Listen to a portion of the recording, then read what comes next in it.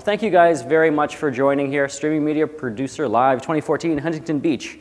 This is the Wednesday morning session. We're talking about gearing up for live 4K production. My name is Shawn Lamb, and I thank my audience here as well as the online audience. Keep the conversation going.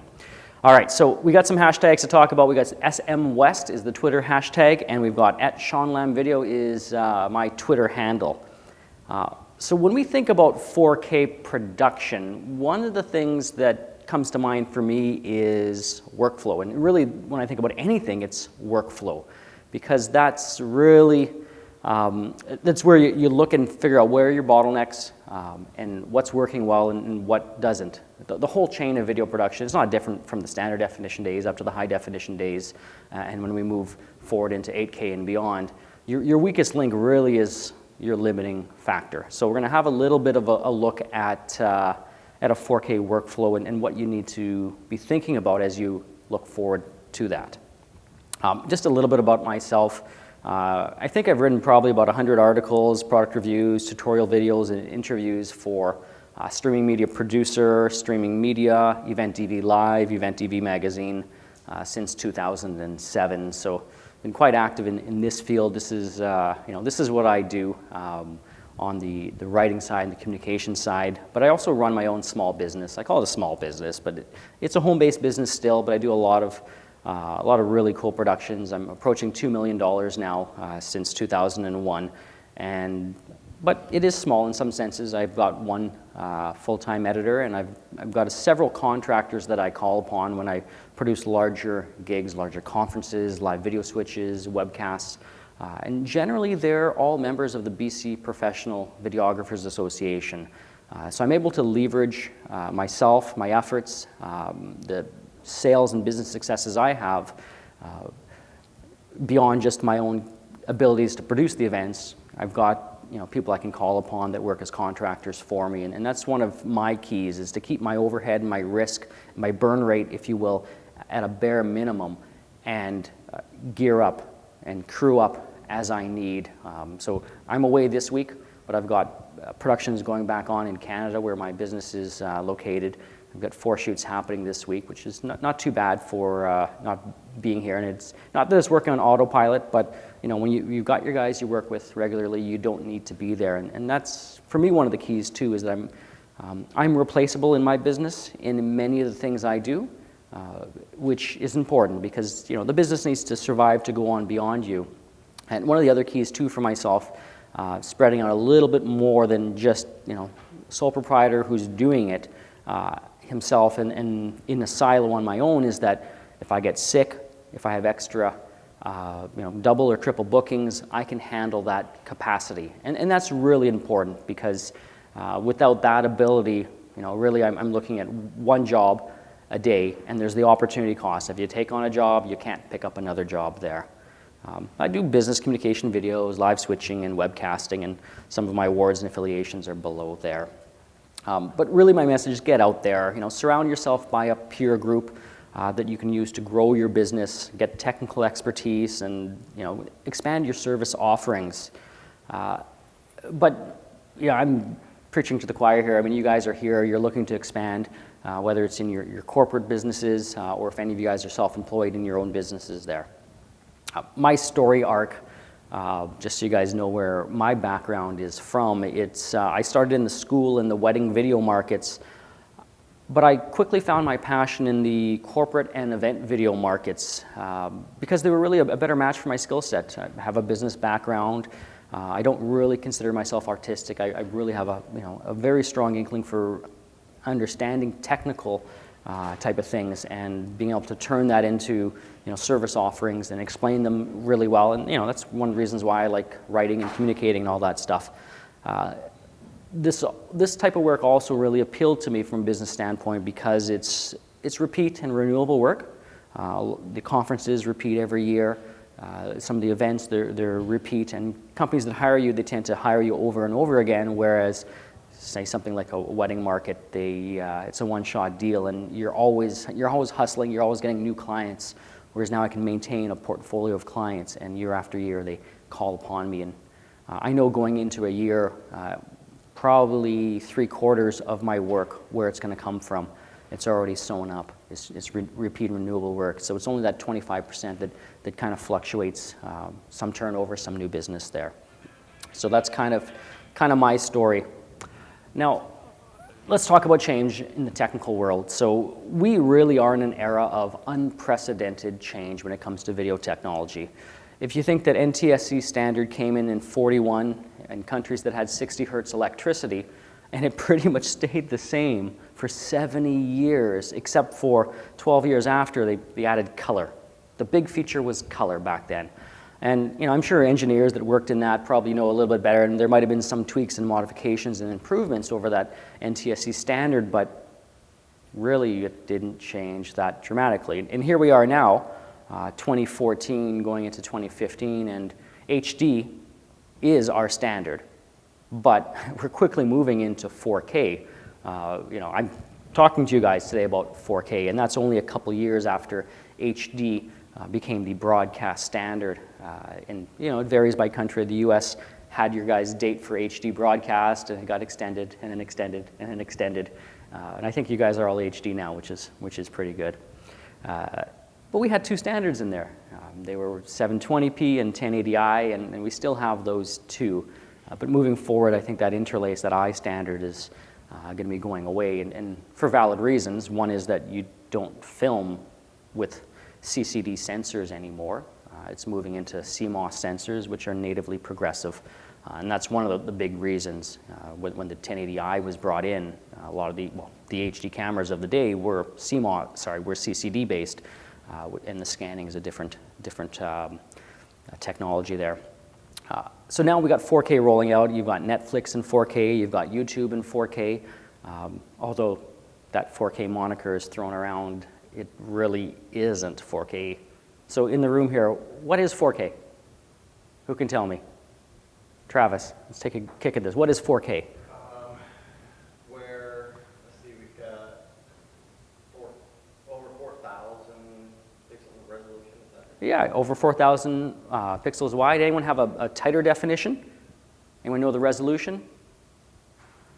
Is there more than one type of 4K? Yes. Yes. And what are they? Well, there's cinema, there's broadcast, and there's like streaming actually. Yeah, so there's a few flavors in there. So we think back to NTSC, and we had 720 by 480 was the 4:3 standard. Does anyone know what the widescreen standard was? What the resolution was of NTSC? 640 by 46 and 720 by 480. No, they were actually the same. They were both 720 by 480. How did you get the same resolution having different aspect ratios? Different pixel aspect ratios. You started off with a 0.9 aspect ratio pixel on 4:3, and it went to 1.2 on widescreen. So the exact same resolution. So when we went to widescreen standard definition, we didn't gain any additional resolution at that point. We just stretched the pixels out, which is a little bit tricky and whatever it is, but it is what it is. Now when we look at 4K, we've got two types of flavors. We've got Ultra HD, ultra high definition, and that's the proper 16:9 aspect ratio, the consumer format, the one that's going to be broadcast, and that's 3840 by 2160. So when you hear 1080p and 1080i and 720p, well, in 4K and Ultra HD, you talk about 2160p now. That's the horizontal resolution. Aspect ratios now, fortunately, they're all 1.0. You don't need to worry about pixel aspect ratios. They're confusing. It's bad math. Well, it's accurate, but it makes things really challenging when you're working in, taking a widescreen standard definition video and you're trying to encode that into square pixels for the web. Scott, you were guessing at them there, and I think you got it pretty close. It's either 864 by 480 or 854 by 480, and why is there a difference of 10? That's a complicated answer. It does exist. But now we're going into Ultra HD and DCI PXW 4K, or AKA Cinema 4K, and we've got different standards. What's the difference between the two? One is a little bit wider. The Cinema 4K That's the one that we don't need to worry with broadcast, but if you're putting it to the big screen, then you want it Cinema 4K. It's approximately 17:9 aspect ratio, and why they couldn't come up with a better number, I don't know, but I'm sure there's a great reason behind it. At the end of the day, the difference isn't that large, and if you need to punch in on an Ultra HD to have Cinema 4K, no one's going to notice the difference there. But there is a distinction between the two that you need to be aware of, especially when it comes to workflow. There are some delivery mediums that don't support Cinema 4K. YouTube 4K isn't 4K, it's Ultra HD. Netflix 4K isn't 4K, it's Ultra HD. So if there's anything you take away early on in this presentation, it's understanding the difference between those two. Is it really going to make a massive difference? No. But for me, it's accuracy, making sure you're talking the right lingo and you know the difference between the two. So the big question is, why shoot in 4K today? Because I don't think any of us really are delivering that much in 4K. There's demand, there is some, but it's not as big as the demand for HD. Yesterday we were talking, there's some conversations going on about webcasting, and I was a little bit surprised that some companies were webcasting in standard definition, in some of the conversations here. And for me, I kind of assumed that everyone had already moved to HD for the webcasting. I mean, for me, 720p is where we're at. We rarely ever go into the standard definition nowadays because bandwidth is plentiful, readily available. The upload bandwidth is what we care about to push the video up, and the viewers download. Everyone can sustain a 1.5 megabit per second download. So as long as I can get the pipe up, down is fairly easy. And then there's a lot of services that have multiple cloud-based encoding, so they'll generate 5 different versions of your webcast. Ustream is the one that I use, so I push one up, and I think there's 3 or 4 different flavors coming down, including mobile support, 720, 480, 240p. So that's out there. We don't need to put one up and cater to the lowest common denominator. You can put one up. Cloud-based encoding allows us to have the best for everybody, which is really cool. Now, why 4K today? Part of it, it's to differentiate yourself from your competitors. The first mover advantage. I mean, it's a strategic business thing. Economists will say, that those people that get in sooner, they have a cumulative advantage. You just have more balls rolling down the hill for you when it comes time that there is a larger demand. But you can also film in 4K today for future HD releases. I'm producing a couple TV shows right now, or a couple episodes of a TV series, and it was of kind of like a TED Talk style speech.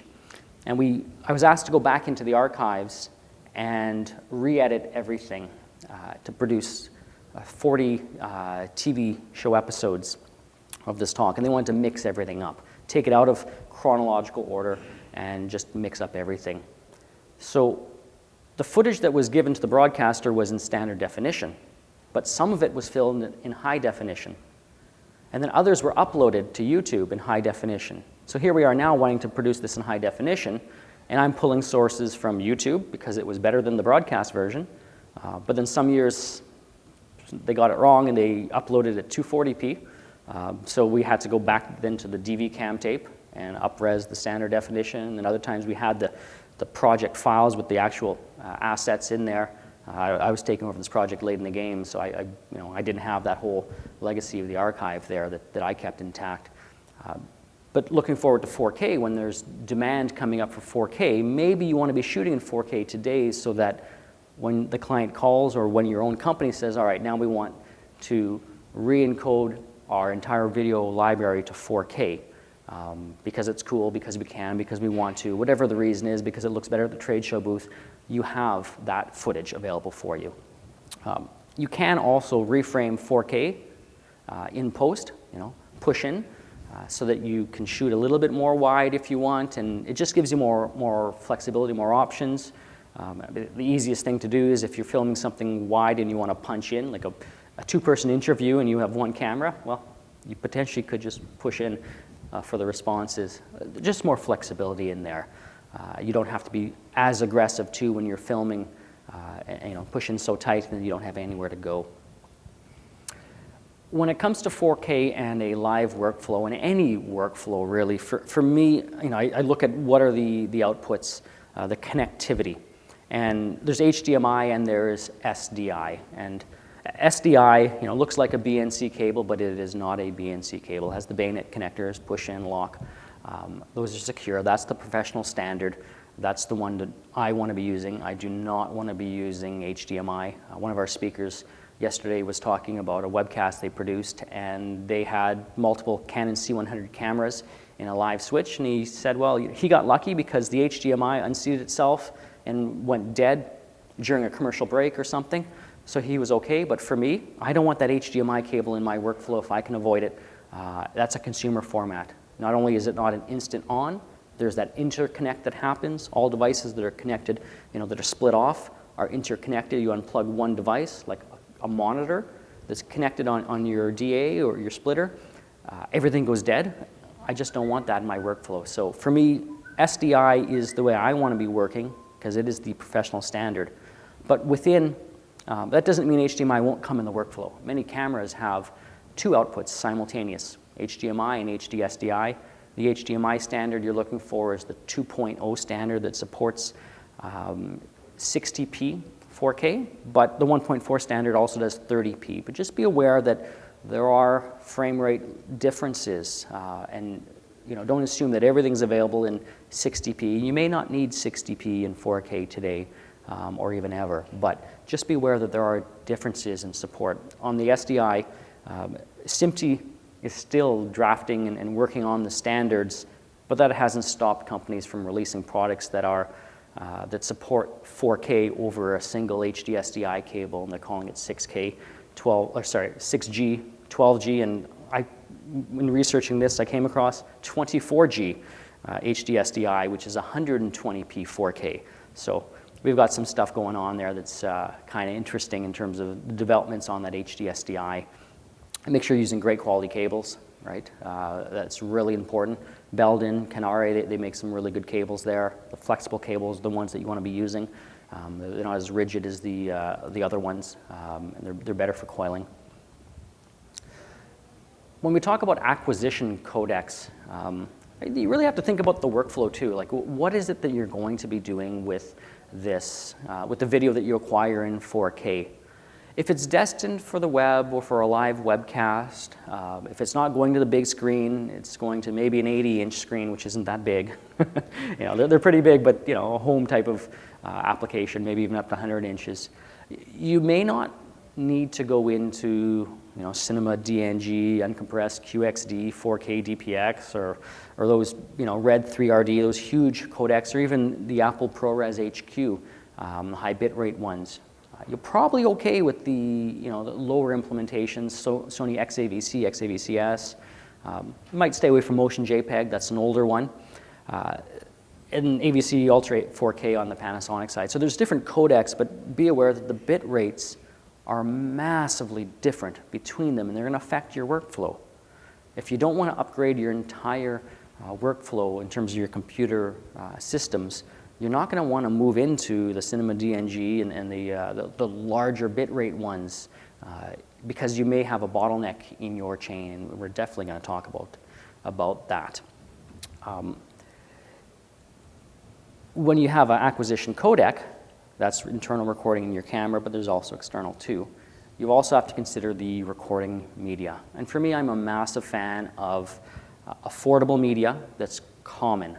Stuff that I can buy from a regular computer store in a pinch, because it's going to happen where you need to get extra recording media. Something's going longer, you forget a card, something corrupts, whatever the reason is. And so if you can buy it at a computer store, then it's that safety factor, and it's a lot more affordable. But also the other thing too is if your client wants a copy on site, or if you're sending it, if you're subcontracting and you don't need to send them the footage, you can send them the recording media, if it's an SDXC card or something. But if they're different formats, you'll have issues with them. In the 4K Ultra HD recording media lineup, you've got stuff that these acronyms you may not have heard of, and like QXD and AXSM, those are Sony formats. CFast is one that's becoming a lot more popular. It looks like a compact flash card, but it's different. I believe it's reverse compatible, but the speed isn't there on the capture, and you're not going to, for me, the big bottleneck when I'm working with cards is I want to capture them really fast.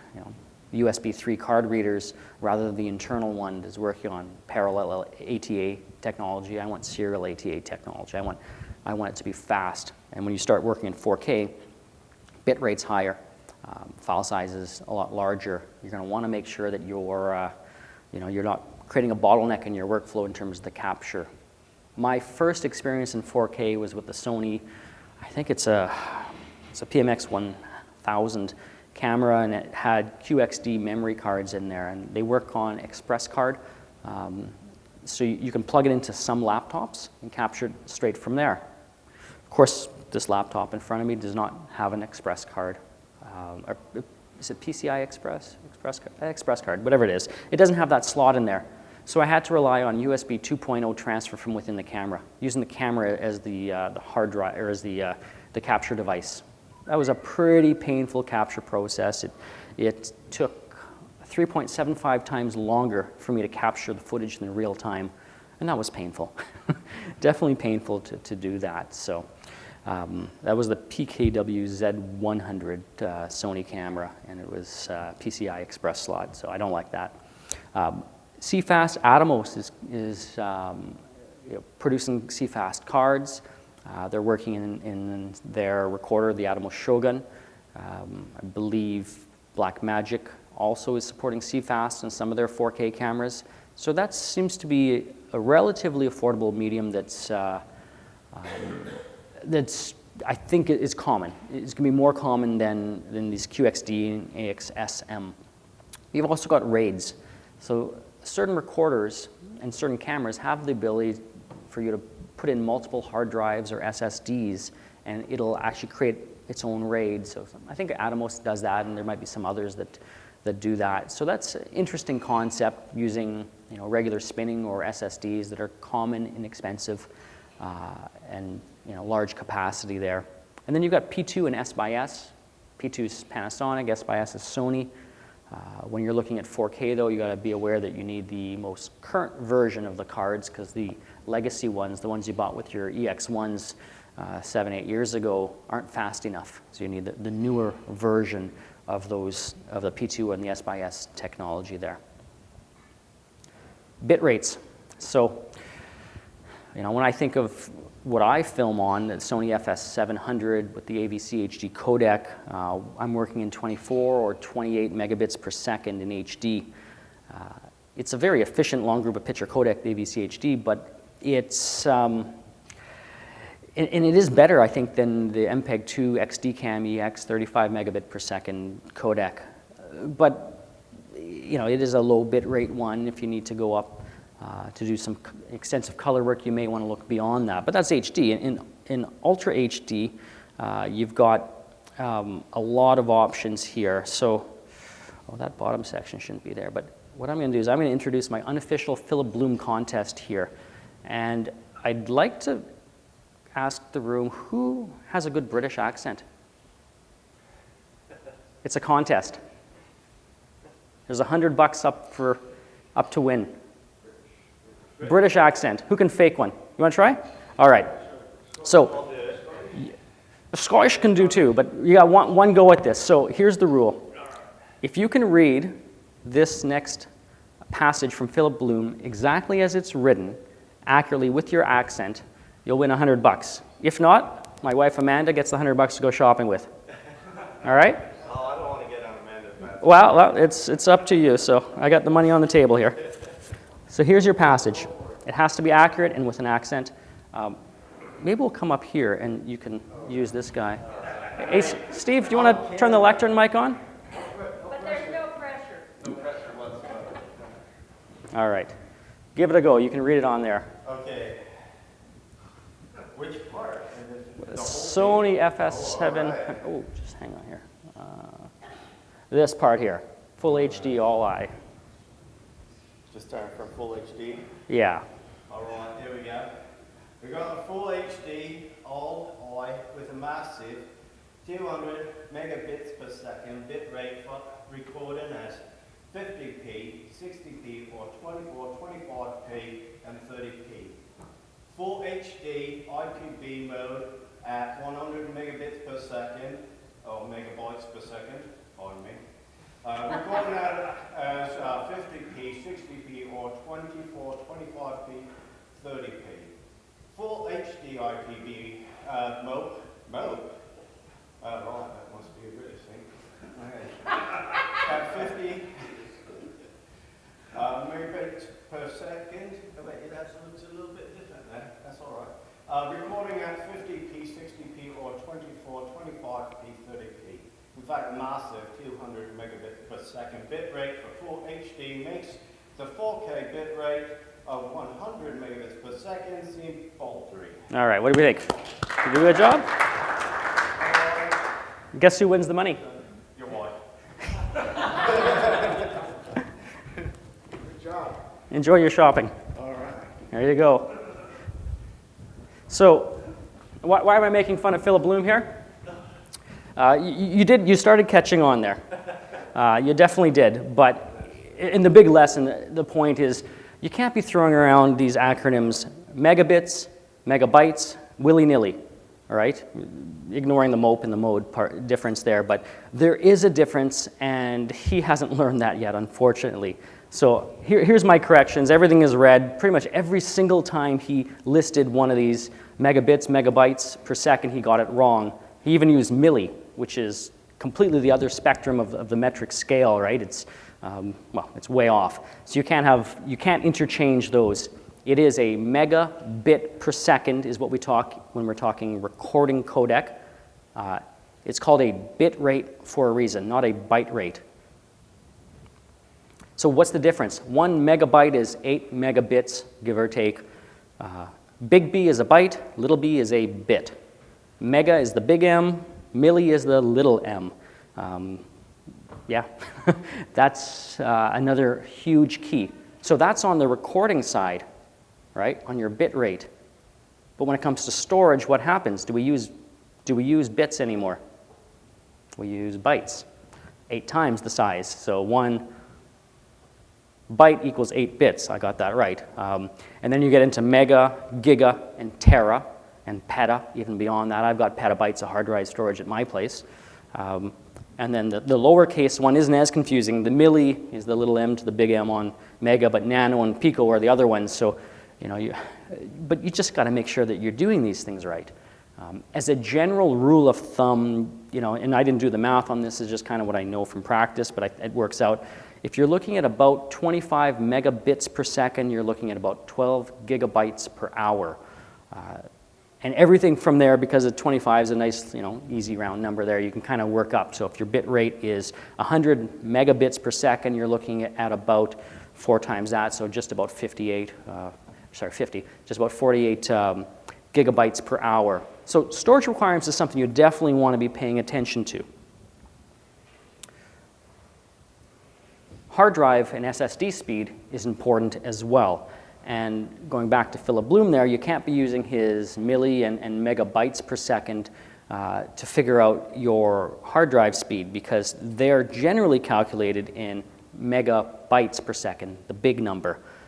So we'll take a practical example. The Sony 40 by 96 2160 60p XAVC codec, so that's the one I took off that Z100 or Z100 camera, has a max bit rate of 600 megabits per second. So it's 20 times higher than the AVC HD codec I'm working with, but my question for myself was, could I handle that? And 600 megabits per second is only 75 megabytes per second. And seeing a single regular SATA hard drive can support usually up to 100 megabytes per second. 100 is very comfortable. Read-write speed, the answer is yes. You can edit in 4K on a single hard drive that's internal on your computer. And that's, that's big. You don't need to upgrade to start working in HD. But once you start moving into multiple camera angles, then that requirement is higher. But keep in mind, this is the highest bit rate they have, the 600 megabits per second. They have lower Ultra HD versions there that are available.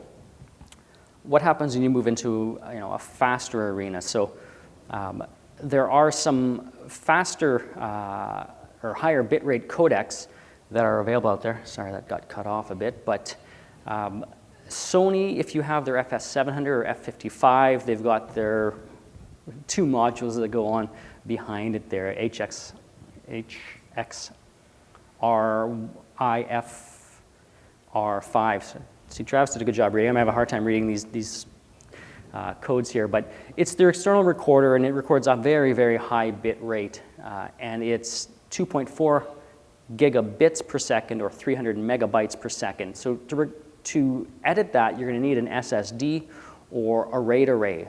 A RAID array is when you connect multiple hard drives together in an array, so RAID 0 or RAID 1 or RAID 5, those type of configurations, so that the hard drive speed is shared amongst multiple hard drives. And it's really about the throughput there. You need to make sure that you've got enough room or enough speed that you can get everything through that pipe quick enough. It's really about bottlenecks, though. So where is your bottleneck in the workflow? Whether it's the transfer workflow when you're capturing your cards, or whether it's when you're editing and you need to have that footage on your hard drive, whether it's internal or external, and edit on your NLE. So USB 2.0 is about 35 megabytes per second. USB 3 is about 625 megabytes per second. FireWire 400, the 400 and the 800 kind of give away the speed in megabits. And then there's eSATA and SATA. So those are, SATA is the internal hard drive connection. It replaced IDE. And you have 3 and 6. So the 6 is the faster one. It's 600 megabytes per second. So that's, supporting some pretty fast stuff. And then you got Thunderbolt.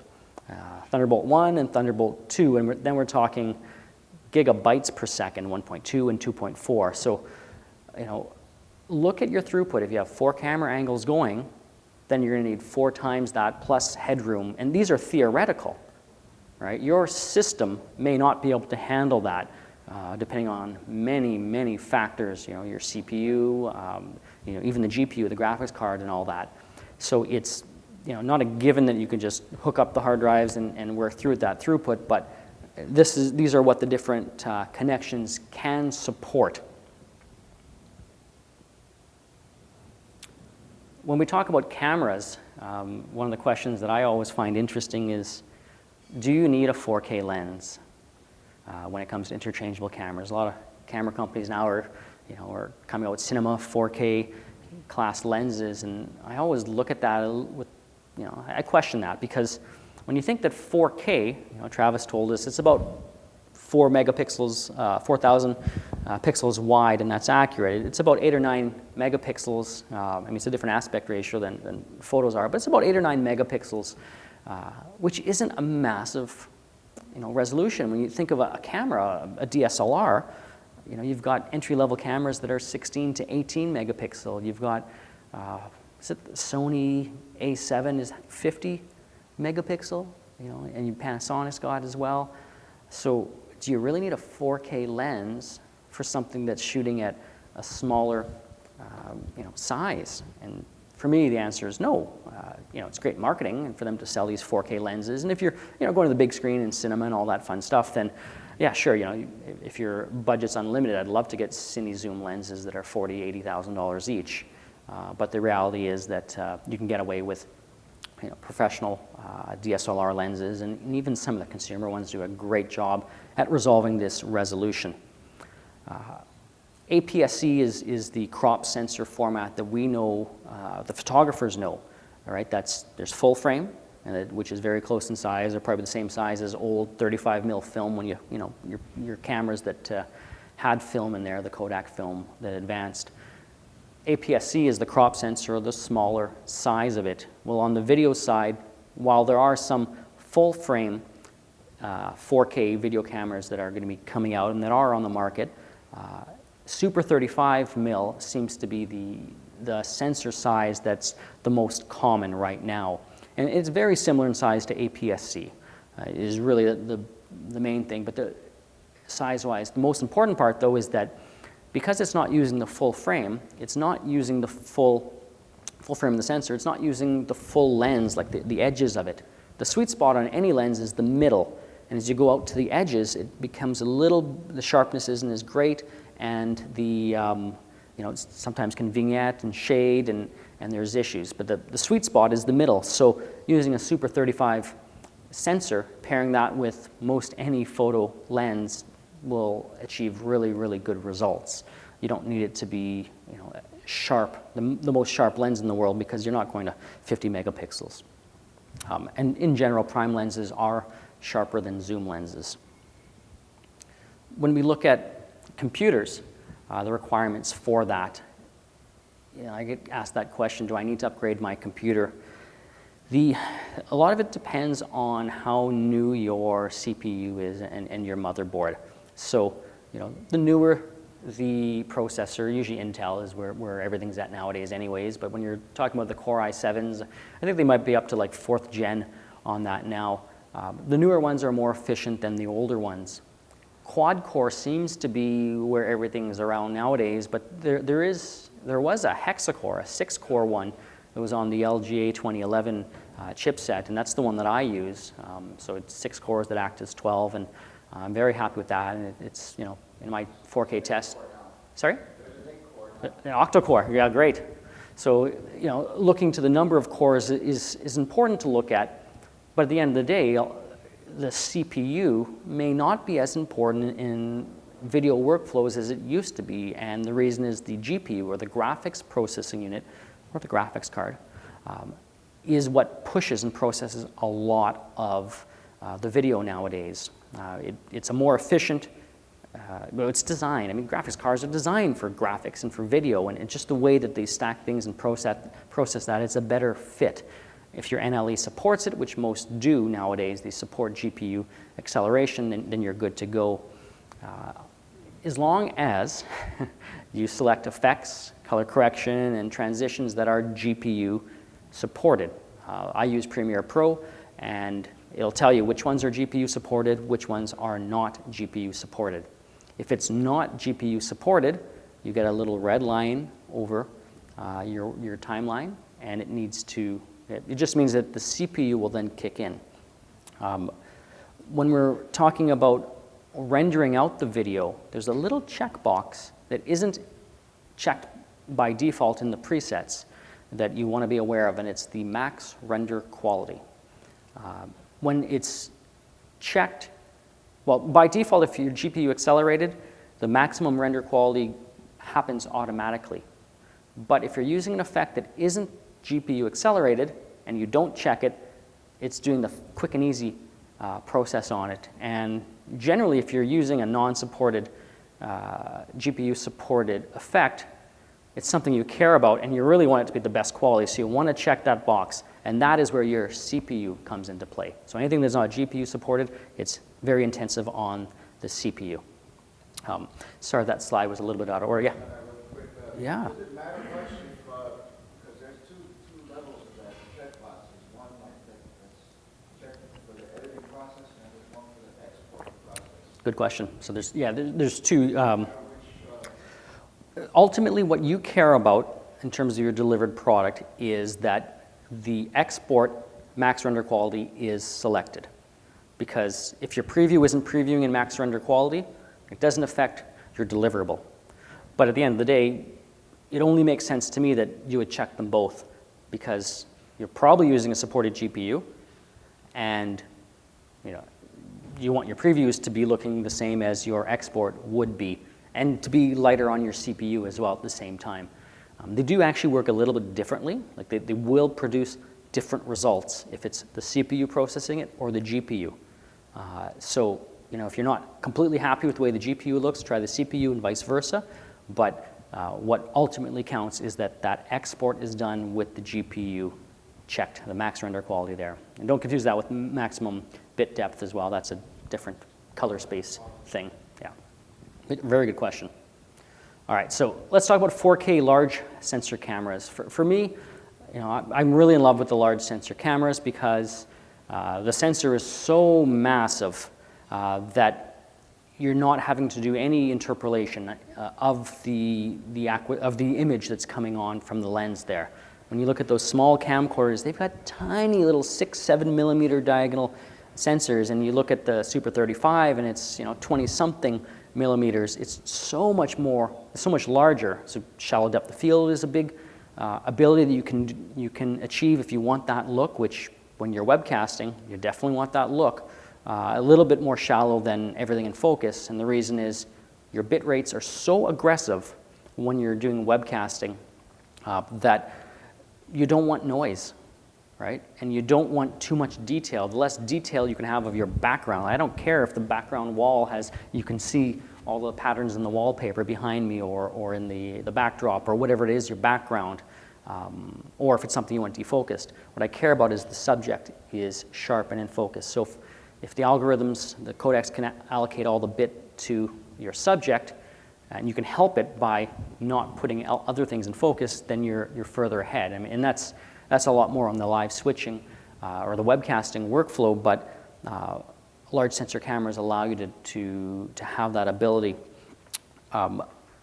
We look at the mount type, though. That differentiates a lot of those 4K interchangeable lens cameras, and there's common mounts like the PL mount, the professional standard. You've got E-mount on the Sony side. You've got the Micro Four Thirds that Panasonic, Blackmagic support. So there's a variety of different mounts on there, and those will make or break your workflow or limit or enable your workflow in terms of what's powered, what's stabilized, what's active, what's not. So there's a big thought process that goes into pairing your lenses with your camera bodies. A lot of guys use Canon photo lenses on Sony cameras, and they use powered adapters now, but in the past they didn't have powered adapters. Metabones makes one. And so they were stuck with no ability to control the iris because the lens is an electronic iris, so you have to shoot wide open the entire time. It's not exactly ideal. And in all honesty, I don't consider Canon photo lenses great video lenses anyways. It's more of a conversation for my next talk that's coming up after lunch. We're talking about HD workflows for live switching and webcasting, and I'll definitely, that's the camera selection one that's coming up after. So we'll talk more about that if you're interested in that. But active or passive, that's really, is the mount powered? Is it powering the lens or not? That's a consideration. Sensor size is a consideration. It really affects the low noise at high ISO ability, the ability for that camera just to soak in light. A good example is, the larger the sensor is, the photoreceptors on the sensor are larger, so they can sometimes get 4 or 5 times more light in there, which is great when you need to see in the dark. One of my cameras that I play around with now is the Sony A7S, and that's a full frame 4K ready camera, and its real neat claim to fame is that this thing can see in the dark and be clean. At 100,000 ISO, the image is usable, and it's cleaner. It's cleaner than the second generation Sony video cameras on their prosumer line in HD. When that Sony entry or second gen was at 0 dB. So you compare 0 dB image that isn't as clean to 100,000 ISO, and even though they're different scales, it's a massive difference. These cameras can see in the dark, literally. I mean, they're so amazing, and still be a clean image. I put in here video or photo sensor, and that's an important consideration because a sensor that's designed for photo use is designed for a high resolution. 16, 18, 20-something, up to 50 megapixels. And that's not the best for video because you can't process 60 frames or 30 frames per second of that resolution in cameras as they are today and use every single pixel. And we're only going to 4K or to HD or whatever it is that you're recording in. So you don't need to start at 50 megapixels. So you want to make sure that the video sensor, the sensor on your camera is designed for video use, high frame rate, and is also, you're not throwing away resolution, you're not pixel binning and funny things like that. So there is a good ratio out there in terms of how much resolution, extra resolution you want, and maybe it's 2 times the resolution on, the recording resolution on the sensor. So if you're looking for 8 megapixels, which is 4K, then maybe 16 is a good fit. But it's just be aware that there are photo sensors and there are video sensors, and don't assume that one will replace the other. When it comes to camcorders, for 4K camcorders, you'll see in the bottom left here there a sensor size comparison. You can see the bottom right, that blue indigo box there. I mean, that's the 1/3 inch sensor that you'll see on most camcorders. They're tiny compared to the full frame or the APS-C, which is similar in size to the Super 35. So you can see where I'm starting at when I'm saying, I like the large sensors. The difference, though, is that when you go to a large sensor camera, trying to find a lens that will go on there that has that ability to zoom is really hard. You're limited a lot. So when you go to camcorders, you can get 10, 20, 25 times lenses on there. You can zoom in. It's a lot more versatile. Everything's just, it's all native. It's a camcorder. Everything's in there. It's portable. What I don't love about some of these smaller ones is that the cameras can lack functions. So these two ones that are pictured in the bottom right here, they're tiny palm quarters, but they've only got one ring on it. And so you can switch between zoom or focus and sometimes iris, but professionals want 3 rings. So that's kind of the big difference there. Also be aware that some of these lenses, and while I said that 4K, do you really need a bigger lens or a 4K lens? Sony likes using the same lens, a 20 times lens. They've used it on multiple models, including their 4K ones. And when you're combining an HD lens with a tiny sensor, it may not be the best workflow there. What I do want to show you is these 2 cameras here. These are 1-inch sensor cameras. And I kind of think this is going to be the sweet spot moving forward. These are 2 Sony ones that, if you see on the chart there, the 1-inch is slightly smaller than the micro 4/3 inch, which is very popular with cameras like the Panasonic GH4.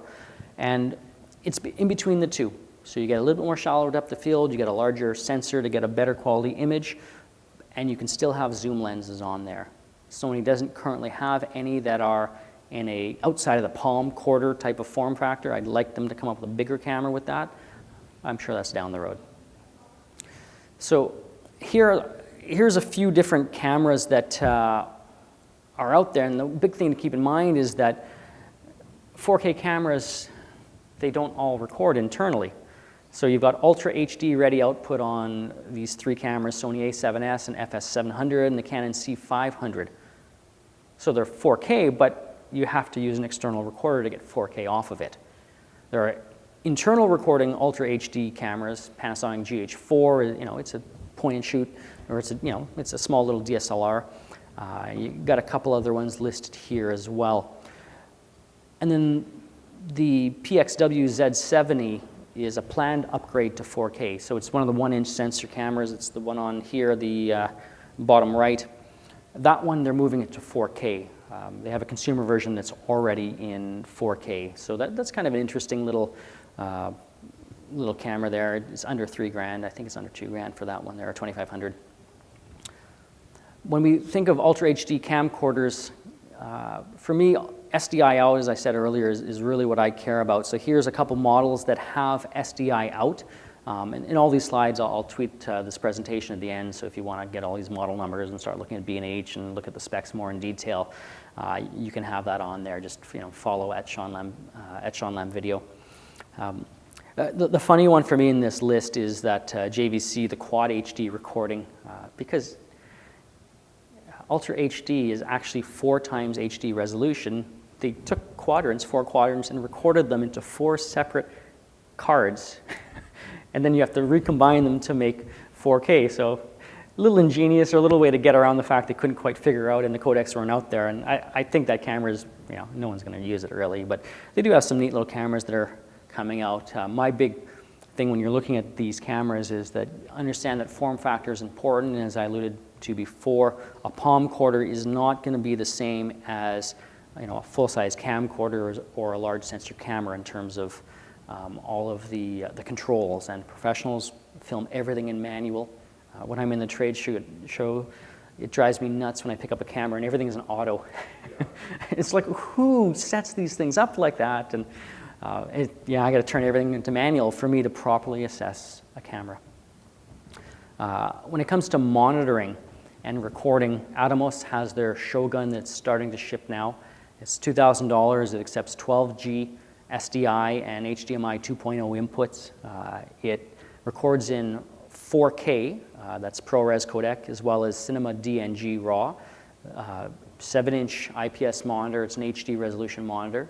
And it records on hard drives, SSDs, and CFast. So this is a pretty exciting little recorder here and monitor built in for $2,000 for the 4K workflow. It's kind of the, it's the de facto standard now, even though it hasn't really launched. But NAB, they announced it, and when they announced the Sony A7S, that camera I alluded to earlier, this is the camera that Sony, or the recorder that Sony was marketing alongside with. And the backstory on that was Atomos didn't want to talk about this product yet. It was too early in their development cycle, but when Sony calls them up and says, yeah, we want to feature you alongside our most exciting camera launch, they said, all right, we'll feature this. And it's finally starting to ship now, which isn't that far off. It's not, they're launching in the same year, and there's a lot of companies that talk about products and they don't ship them till the next year, or they become, what's the term? Is it vaporware or something? For products that just don't ever materialize there. In a live workflow, one of the products I like and use is the Blackmagic Design ATEM 1ME. It's the 4K production studio. There's an extra one in my slide here for some reason. But for $2,500, you're getting into the the 4K switching world. Well, Ultra HD technically. But imagine that, a video switcher for $2,500. I mean, that's fairly unprecedented, inexpensive, and it can handle Ultra HD. That's pretty amazing. When they launched the ATEM line a few years ago, I bought into that. I've already owned 2 of their switchers now, and they're still working. They're great switchers for HD. They started interlaced, they added progressive, and now they're all adding Ultra HD, and the feature set is improving. The caveat with Blackmagic is that they generally ship hardware first and then update via firmware. And they're really good about updating their firmware. They do it very frequently, especially on the switcher side. I know the camera, people have some complaints about some of the cameras that, being delayed and all that. But on the switcher side, they've done a really good job of supporting that and adding features on there. So some of the features that weren't available when I first bought in on my ATEM 1ME, the HD version, came out via firmware. And one of those is a simple thing. It's the audio mixer that's built into the software control panel now. So you can actually mix the channels, and the ability to de-embed work with audio that's coming from embedded sources like HDMI and HD-SDI, as well as the XLR inputs and the RCA inputs. So this model here has XLR as well as RCA inputs, so you can support external audio switchers and all that stuff. A question? Have they added the downstream key area, or that's still on the higher levels? Downstream keyer. Yes, downstream keyers is on there, as well as upstream keyers. I think they've got 3 of one and 1 of the other. So that's for titling. The other ones had it, because I did it with some of the lower ones, is specifically picture with graphics and other stuff. I know on the 1ME, it definitely has higher abilities than the television studio, their $1,000 entry-level product there. And it specifically can support 1 picture-in-picture. When you go to the 2ME, it supports like a quad view, so you can have 4 inputs at the same time. But the 1ME is limited to 1 single picture-in-picture, as well as graphic overlays and things like that. But that brings up the Photoshop plugin, so you can connect multiple laptops as your software control panel via a network, a wireless or Ethernet. And you can control, through Photoshop, you can create and edit titles, which is really kind of neat. Send them right to the switcher, to the media pool, and then on the fly, throw in your lower third titles or your stingers and all that fun stuff. This model, now that they've moved to the 4K, they've also added a front panel, which controls your aux controls. So you can actually have 2 operators working on different switches, and I've actually done that before. Had required different outputs, one maybe to a live screen, one to the archive recording, and possibly one to a webcast. So sometimes there are needs for different auxiliary outputs, just as there are for audio sometimes. And to have a little screen with touch screen for straight cuts on that, for me, that's a great feature. The big issue with Blackmagic, no scalers. Everything has to be the native, or it has to be one frame rate and resolution. And if it isn't, you need an external scaler or frame rate converter before, otherwise it won't accept it there. All right, as we're wrapping up here, delivery, I want to touch on that. So 4K and Ultra HD delivery, I mean, H.264 is the codec that we use nowadays. Moving forward, you got to look at HEVC or H.265, or for archiving, grading, DPX. These are big file sizes, so file transfer or local playback is probably what majority of your clients are going to be doing, because there's not much online stuff that's readily available. YouTube does have a 4K ability. Technically, it's Ultra HD though, but with that, you've got to make sure that you're encoding properly.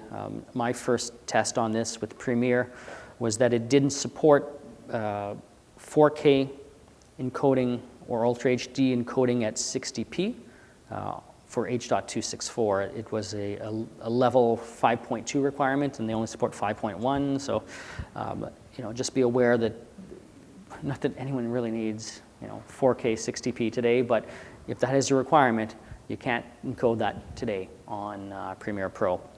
There are plugins you can get, Cinemartin, Cinec for HEVC encoding.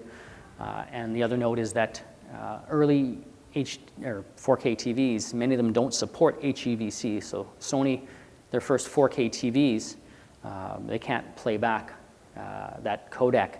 And so they're having, those owners, those early adopters are having to buy external boxes now to download that content there. All right, so that's my presentation.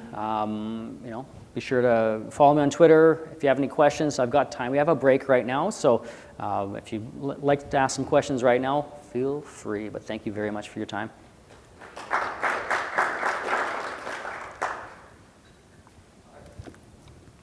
This might be, I don't know, a little bit off topic, but I'm wondering what your thoughts are on, well, basically two questions. What would you recommend, or what do you use to archive footage for long-term storage? Mm-hmm.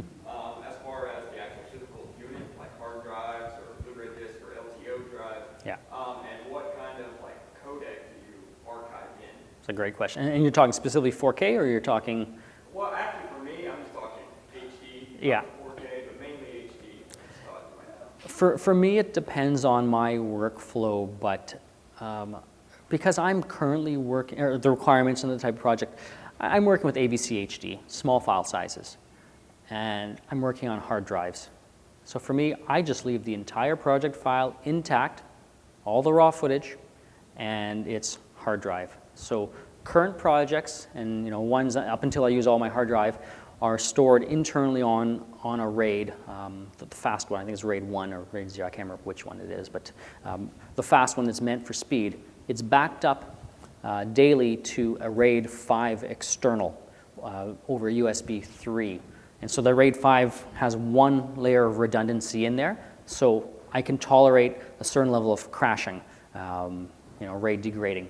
And then beyond that, when those projects are no longer current, and when I'm ready to archive them, I archive them just to regular spinning disk hard drives and remove them from the physical location. I don't have off-premise for the current projects at this time, so if I do get a fire, it's going to wipe me out. But that's my risk tolerance, and then the archives are stored off-site, just in my studio, which is just simply a separate physical building on the same property. So I keep everything. I keep the raw stuff as well as the encodes that are put online. But because I keep the raw, I have the ability to open the project back up and push it to something else later. Raw, you mean the native? Oh, sorry, yes. The acquisition codec, yes. Okay. Yeah, sorry for using raw, that's the wrong term.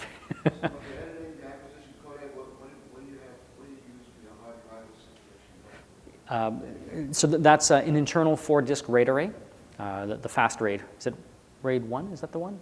That's RAID 0 is the striping. That's for speed then. So RAID 0 is what I have set up internally, and hard drives. I use Western Digital Red, 2 terabytes. There's 4 of them internally with a hardware RAID card, not a software.